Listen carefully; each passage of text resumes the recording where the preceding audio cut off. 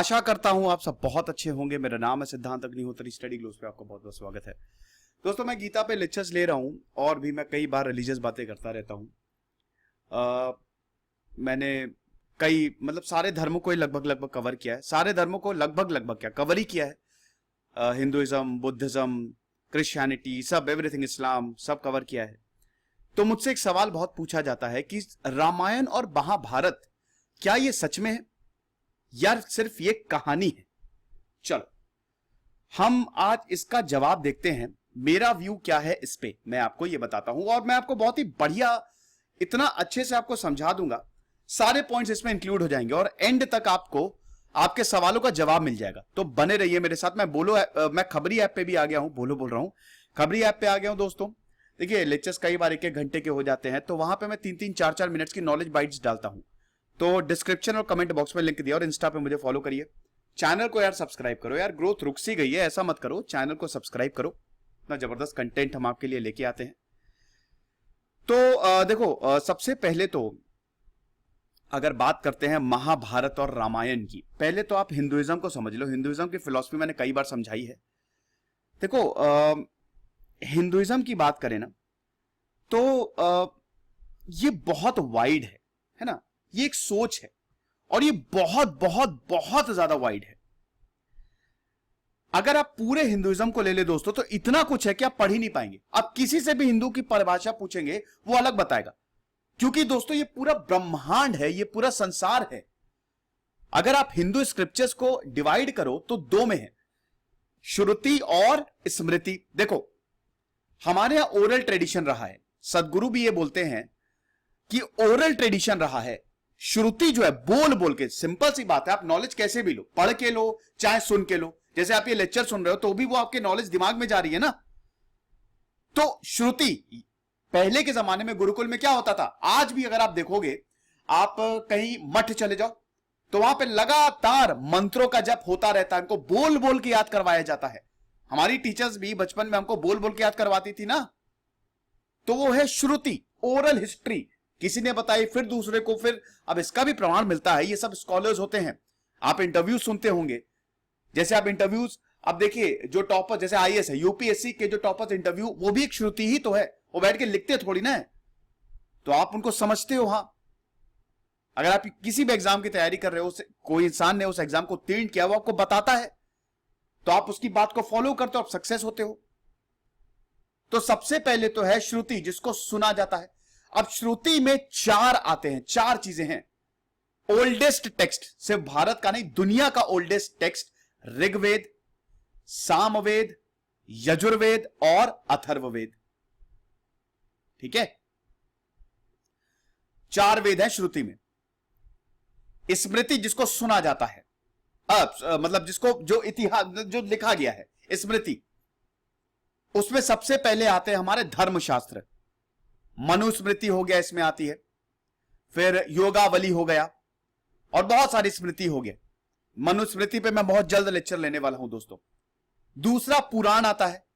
पुराणों में मैं श्रीमद् भागवत गीता आपको बता ही रहा हूं, विष्णु पुराण, मत्स्य पुराण, ये सब आते हैं।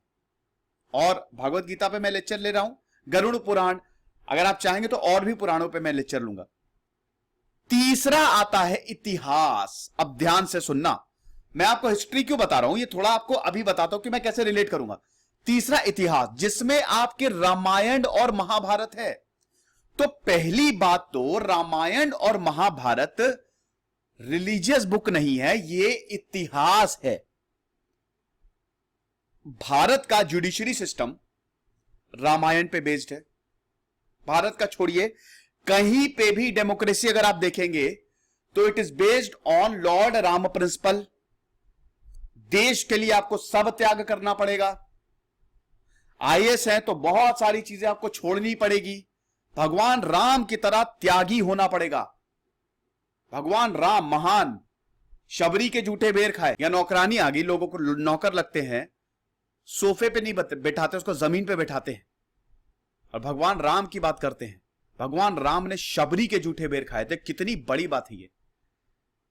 तो आप समझो कि हमारा पूरा सिस्टम डेमोक्रेसी ही भगवान राम के प्रिंसिपल पे बेस्ड है। बहुत बड़ी बात है, बट काफी ज्यादा रेफरेंस मिलता है। देखो अथॉरिटी कहां से है, दुनिया भर के जो कानून है उन्होंने कहीं ना कहीं से तो अथॉरिटी ली होगी ना। चलो ठीक है, 1789 में फ्रेंच रेवोल्यूशन आ गया, 1789 में हम देखते हैं कि अमेरिका आजाद हो गया, अमेरिका में कानून बन गया, लेकिन उस कानून का भी तो सोर्स कहीं से लिया होगा ना कहीं आप धर्मों की अच्छी बातों को देखोगे, फंडामेंटल राइट्स में भी आपको ये सब देखने को मिलेगा, हमारे कानून में बात झलकती है। तो पहली बात तो ये सबसे बड़ा प्रमाण ये है कि ये हमारे इतिहास हैं। और देखिए ये कोई ऐसे वैसे लोग नहीं हैं, ये लोग बुद्धिजीवी हैं। जब दुनिया बनी नहीं थी तब भारत बन के तैयार हो गया था, जब सभ्यताएं डेवलप हो रही थी। वेद जो है ना, Rigveda is the oldest text, older than Greek text.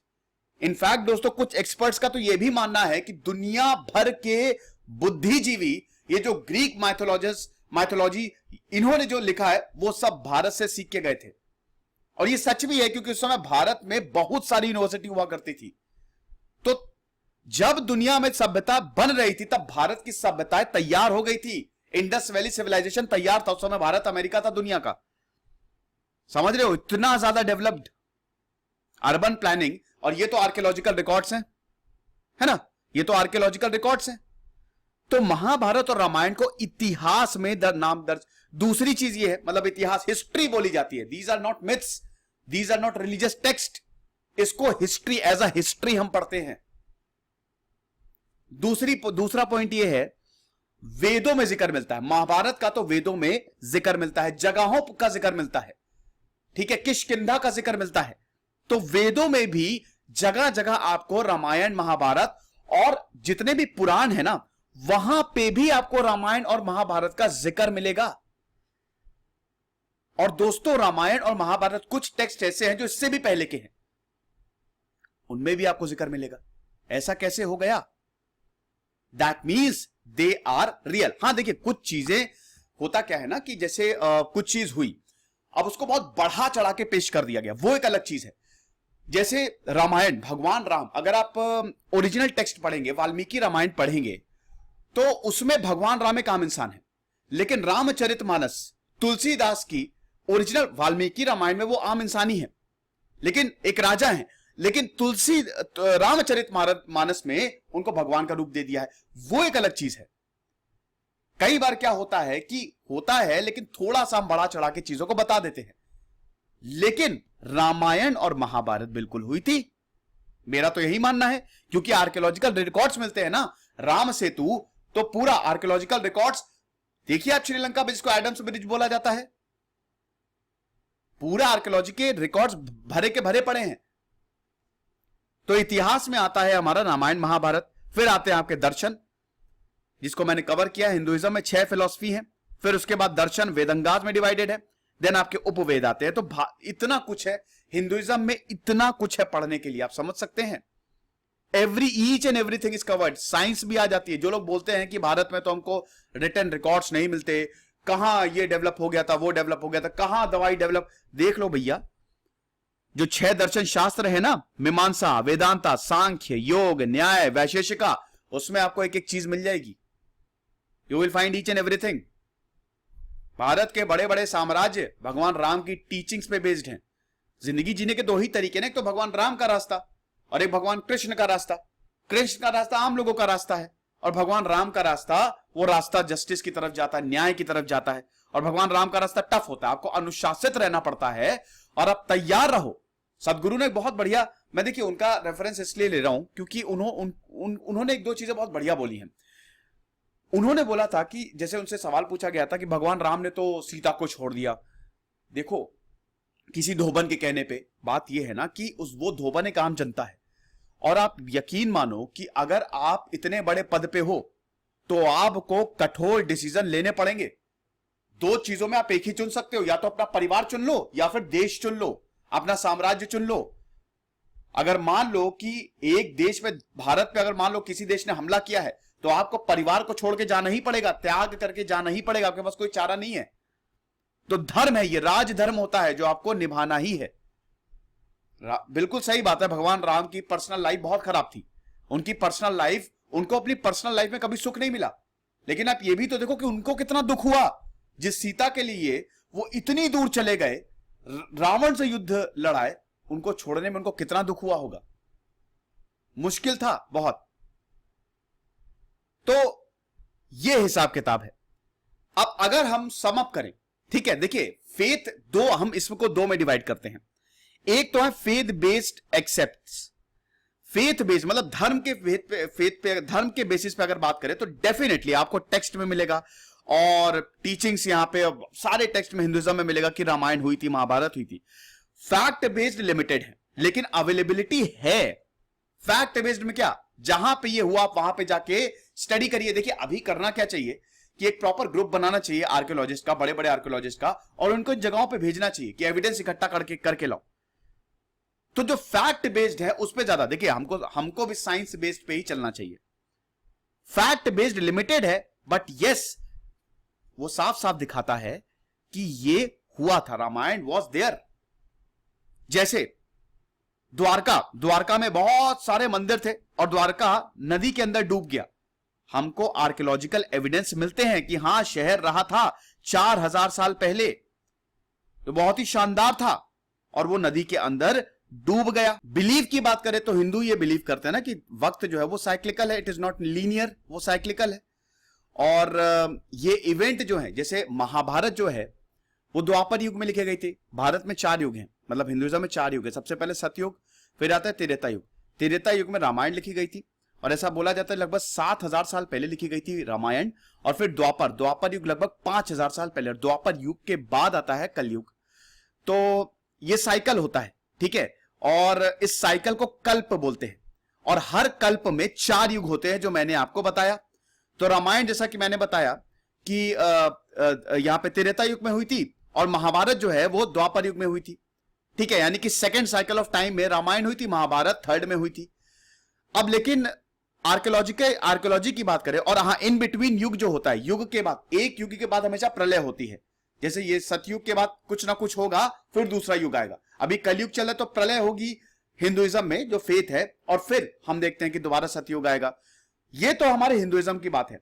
Scientific की बात करें, साइंटिफिक डेटा की बात करें, तो यहां पे आइस एज की बात की जाती है। बहुत सारी आइस एज हुई है, एक आइस एज नहीं हुई है।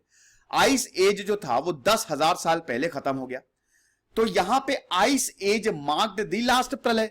अगर हिंदुइज्म के हिसाब से बात करें तो आखिरी प्रलय हुई थी आइस एज में। एस्ट्रोनॉमिकल इंफॉर्मेशन के हिसाब से बात करें तो यहां पे बताया गया है कि रामायण, मतलब सब कंक्लूड कर दे तो 7000 साल पहले, ये डेट याद रखिएगा, रामायण 7000 साल पहले और महाभारत 5000 साल पहले लिखी गई थी। तो वाल्मीकि ऋषि ने रामायण को लिखा और वेद व्यास ने महाभारत को लिखा। हालांकि व्यास जो है, व्यास एक टाइटल होता था, है ना। ऐसा भी बोला जाता है कि महाभारत को काफी ऋषियों ने लिखा था, व्यास एक टाइटल था। ये जो ट्रेडिशनल, ये हमारा ट्रेडिशनल व्यू है, but that is not accepted by scientist. Scientist का ये कहना है कि आइस एज के बाद we see the rise of human civilisation. Human civilisation आने लगी। हड़प्पन सिटी, जैसे मैंने बताया ना, इंडस वैली सिविलाइजेशन आई लगभग आज से 5500 साल पहले। इजिप्शियन सिविलाइजेशन आई, चाइनीज सिविलाइजेशन आई, मेसोपोटामियन आई, ठीक है। Saraswati, the great Saraswati river, देखिए वेदों में भी हमको सरस्वती नदी का जिक्र मिलता है, और ऐसे भी सरस्वती रिवर बहुत बड़ी थी। और जब आप उसको आज भी देखेंगे, जब यहां पे मैप देखा जाता है आर्कियोलॉजिकल स्टडी, तो सरस्वती रिवर थी, लेकिन वो सूख गई। पूरा ये इंडो गैंजेटिक प्लेन को कवर करती थी, बोला मतलब ये हिमालयन रिवर सिस्टम का पार्ट, लेकिन वो सूख गई। सरस्वती बहुत बहुत बहुत बड़ी नदी थी, वो गंगा से भी ज्यादा बड़ी नदी थी। क्लाइमेट चेंज हुआ और सरस्वती सूखी, जिसकी वजह से सिविलाइजेशन डूबी। फिर उसके बाद हमको यह भी नहीं पता कि लैंग्वेज जो है वो क्या बोली जाती थी। अब देखिए लैंग्वेज से भी यहां पर रिलेट करने का, साइंटिफिक की बात करें, यहां पे साइंटिस्ट क्या कहते हैं, लैंग्वेज से भी रिलेट करने का यहां पे कोशिश की गई है, ठीक है। ओनली इमेज जो अभी रिकॉग्नाइजेबल है that is of Shiva. Shiva जो मेडिटेट कर रहा है वो आपको, भगवान शिव आपको हर जगह देखने को मिलेंगे। हड़प्पन सिविलाइजेशन की बात करें, ठीक है, आपको स्वास्तिक देखने को मिलेगा जो कि एक मैथमेटिकल सिंबल है 5:4 में, और स्वास्तिक आज आपको हर घर में देखने को मिलेगा, है कि नहीं। तो लैंग्वेज एक्सपर्ट्स की बात करें तो संस्कृत आई, संस्कृत भारत में बोली जाने लगी, वेदों को संस्कृत में लिखा गया और वैदिक एज जो है वो लगभग 3000 साल पहले की है। ठीक है, तो वेदों को बोला जाता था जो कि संस्कृत में पूरा चैंटिंग होती थी। और महाभारत की बात करें तो इंद्रप्रस्थ मतलब अपर गैंजेटिक प्लेन, और रामायण की बात करें तो लोअर गैंजेटिक प्लेन मतलब अयोध्या में। ठीक है ना भाई, ऊपर का जो गैंजेटिक प्लेन है आपका दिल्ली और ये जो हरियाणा का पूरा रीजन है, ये ऊपर वाले गैंजेटिक प्लेन में आता है ना। गंगा के भी तो दो कोर्स होते हैं ना, एक अपर एक लोअर, और नीचे आ पाएंगे तो अयोध्या। तो अगर 3000 साल पहले संस्कृत में टेक्स्ट लिखना शुरू किए तो क्या हम यह कंक्लूड करें कि महाभारत और रामायण 3000 साल पहले लिखी गई थी? लेकिन हमारे हिंदुइज्म टेक्स्ट में क्या लिखा है कि रामायण 7000 साल पहले लिखी गई थी और महाभारत 5000 साल पहले, यानी कि सिविलाइजेशन से भी पहले लिखी गई थी। लेकिन ऐसा नहीं है, महाभारत और रामायण साथ में लिखी ही नहीं जा सकती। ऐसा क्यों? क्योंकि महाभारत में खुद पांडव बताते हैं, भगवान राम के बारे में बताते हैं कि एंशिएंट किंग, हमारे जो राजा थे भगवान राम, उन्होंने गजब के साहस का प्रदर्शन किया। तो इसका मतलब रामायण डेफिनेटली महाभारत से पहले लिखी गई थी। ठीक है, तो साइंटिस्ट भी इस चीज को नकारते नहीं है। उनका यह कहना है कि बहुत सारी स्टोरीज को मिलाया गया है, या स्टोरी तो थी, ये पूरा हुआ है, लेकिन इसको कुछ जगह पे इसको बढ़ा चढ़ा के बताया गया है। जैसे वेदों में आपको बता दूं, वॉयलेंट आर्ग्यूमेंट देखने को मिले हैं। जब आप एरोप्लेन्स की बात करते हैं, पुष्पक विमान की बात करते हैं, तो that may be fantasy, but Shikhandi का जो पूरा कैरेक्टर है दैट इज अ फैक्ट। मतलब कुछ इवेंट्स को बकायदा डॉक्यूमेंट किया गया है, इट इज डॉक्यूमेंटेड इन वेद, इन पुराण, और कुछ को थोड़ा सा बढ़ा चढ़ा के बताया गया है। ठीक है, तो यह साइंटिस्ट का मानना है। उसके बाद यहां पे कुछ रिलीजियस स्कॉलर्स ये भी कहते हैं कि देखिए, जैसे रामायण की भी वर्जन्स है, जैसे तमिल रामायण को बोला जाता है वो 1000 साल पहले लिखी, रामायण के भी अलग अलग वर्जन्स है। जैसे हम लोग नॉर्थ की रामायण ज्यादा पढ़ते हैं, साउथ में एक अलग रामायण चलती है, श्रीलंका में भी होती है। एक रामायण में सीता को राम की बहन बताया गया है, एक रामायण में रावण को ऐसा हीरो बताया गया है। तो रामायण भी एक नहीं, उसके भी वर्जन्स है, तो यह भी बोला जाता है। लेकिन दोस्तों, अगर आप सबको कंक्लूड करें तो स्कॉलर्स ये बताते हैं कि रामायण और महाभारत जो है वो 2000 से 3000 साल पुरानी है। मतलब हो सकता है इवेंट और भी पुराने हो, लेकिन इसका जो कंक्लूजन है, जो फाइनल, जो कहते हैं ना कि आपकी बुक कंप्लीट हुई, आपका इतिहास कंप्लीट हुआ, that is 2000 to 3000 years old. या आपने देवदत्त पटनायक की किताब पढ़ी होगी, तो देवदत्त पटनायक भी ये बोलते हैं उससे पहले जो है 2000 से 3000 साल पहले जो है that is the matter of faith. तो यहां पे दो व्यू चलते हैं, एक फेथ बेस्ड में आपके पास सारे टेक्स्ट हैं, यू हैव एवरीथिंग, और एक साइंटिफिक बेस्ड। लेकिन एक सबसे बड़ी बात मैं आपको बताता हूं, मेरा मानना यह है कि ये 110% हुए हैं, रामायण महाभारत 110% हुए। क्यों? क्योंकि जब आप दोनों को रिलेट करते हैं, आप फेथ को भी रिलेट करते हैं और आप फैक्ट को भी रिलेट करते हैं, तो आपको सारी चीजें क्लियर हो जाती हैं। टेक्स्ट तो है ही हमारे पास, हिंदुइज्म में भी फिलॉसफी अगर आप देखें तो उसमें जगह जगह आपको नाम मिलेगा, जगह जगह आपको रेफरेंस मिलेगा। लेकिन फैक्ट में भी जब आर्कियोलॉजिकल एविडेंस हमको मिलते हैं तो वहां पे भी एडम्स ब्रिज मिलता है, राम सेतु मिलता है। तो एडम्स ब्रिज पता नहीं, इसको मैंने भी पता नहीं क्यों Adam's bridge, I am sorry, ये राम सेतु भी आपको मिलता है, शहर भी मिलते हैं, ठीक है, मंदिर भी मिलते हैं, तो रिकॉर्ड्स तो मिलते हैं। लेकिन अभी भी दोस्तों ये अधूरा है। करना क्या चाहिए प्रॉपरली कि एक प्रॉपर टीम बनाए और फाइनली रामायण और महाभारत एक एक चीज को खंगाले, आर्कियोलॉजिस्ट जो हैं वो प्रॉपर साइंटिफिक एविडेंस दे कि देखो ये हुआ था।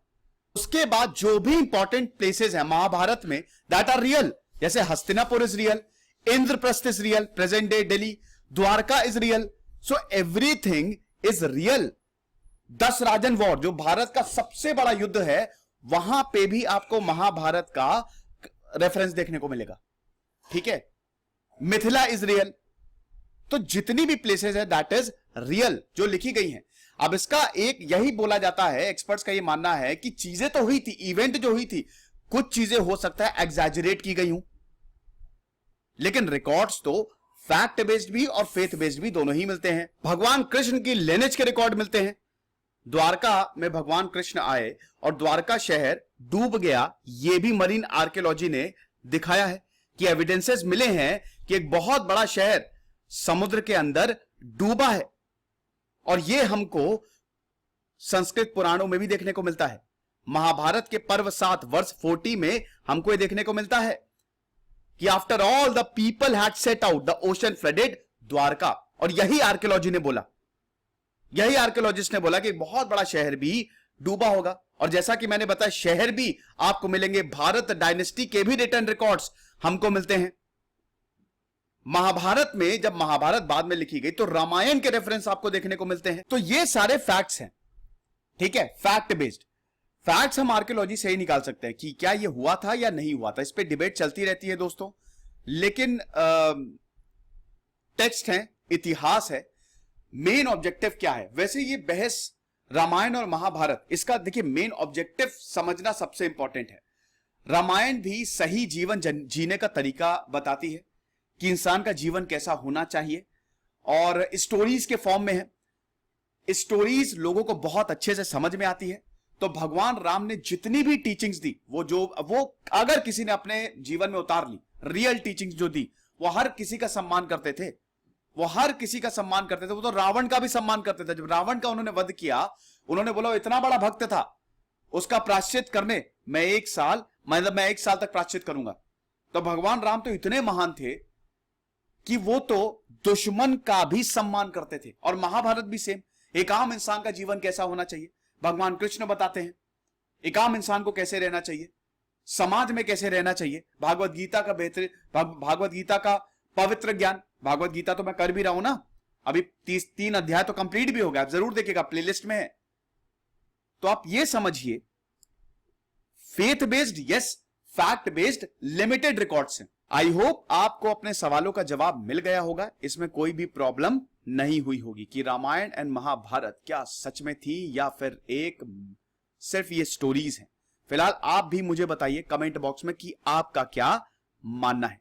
मेरा मानना यह है कि these are not stories, these are real, ठीक है। क्योंकि हमको अगर आप दोनों को कंक्लूड कर दे तो फैक्ट और फेथ में तो खैर सारे स्क्रिप्चर्स में तो है ही है, दोनों को आप कंक्लूड करें, मिलाएं, तो एविडेंस हमको अच्छे खासे मिलते हैं। खुश रहिए, पढ़ते रहिए। दिस इज सिद्धांत अग्निहोत्री साइनिंग ऑफ।